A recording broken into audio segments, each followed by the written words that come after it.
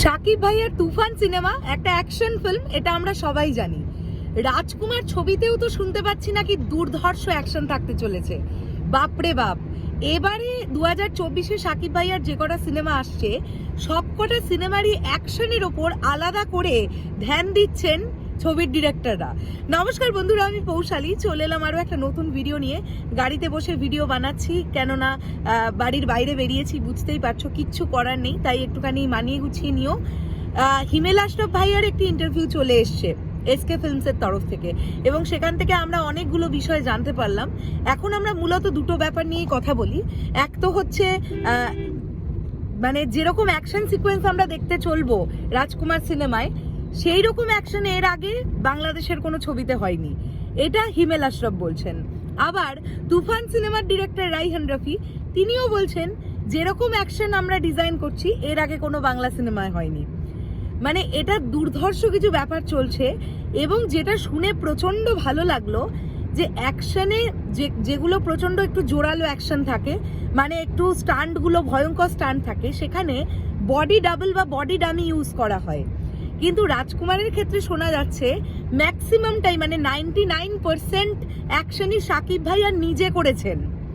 এবং যখন তিনি সিকোয়েন্সগুলো করছিলেন তখন স্বাভাবিকভাবেই হিমেল আশরাফ ভাইয়া একটু ভয় পাচ্ছিলেন, কেননা ছবির শুটিং তখনও চলছিল। যদি বাই চান্স বলা কি যায়, যদি কোনোভাবে শাকিব ভাইয়া চোট পেয়ে যেতেন, বাট এরকম কিচ্ছুটা হয়নি। শাকিব ভাইয়া নিজে রাজকুমার ছবিতে অ্যাকশন করেছেন 99%। এবং হিমেল আশরাফ ভাইয়া বলছেন রাশিয়ার ফাইট টিমের মধ্যে যারা ছিলেন বা মুম্বাইয়ের ফাইট টিমের মধ্যে যারা ছিলেন তারা প্রত্যেকেই ক্ল্যাপ করেছে সেই সময়, কেননা ম্যাক্সিমাম সময় আমরা দেখতে পাই যে বডি ড্যামি বা বডি ডাবল ইউজ করা হয়। এক্ষেত্রে সুপারস্টার নিজেই তিনি অ্যাকশনটা নিজেই করেছেন, এটা একটা দুরন্ত বিষয়। আর এটার সঙ্গে সঙ্গে আমরা আরেকটা জিনিসও জানতে পারলাম, সেটা হচ্ছে গানের বিষয়টা। হিমেল আশরাফ ভাইয়া বলছেন যে রাজকুমার ছবিতে গানগুলো প্রিয়তমা ছবির থেকেও নাকি সামহাউ ভালো লাগছে শুনতে, মানে এটা তিনি বলছেন। তার কাছে মনে হচ্ছে যে প্রিয়তমা ছবির গানগুলোর থেকেও রাজকুমার ছবির গানগুলো বেশি ভালো লাগছে। তো দেখো, প্রিয়তমা ছবির এক একটা গান রেকর্ড করেছে, আমরা সবাই জানি, সেটা আমরা ও প্রিয়তমা বলি, ঈশ্বর বলি, বা কুরবানি কুরবানি গান বলি, যে গানের কথাই আমরা বলি না কেন। তো রাজকুমারের গান যদি প্রিয়তমার গানের থেকেও ভালো হয়, কাজেই তোমরা বুঝতেই পারছো অডিয়েন্স আবারও দুর্দান্ত কিছু গান পাওয়ার জন্য রেডি হচ্ছে।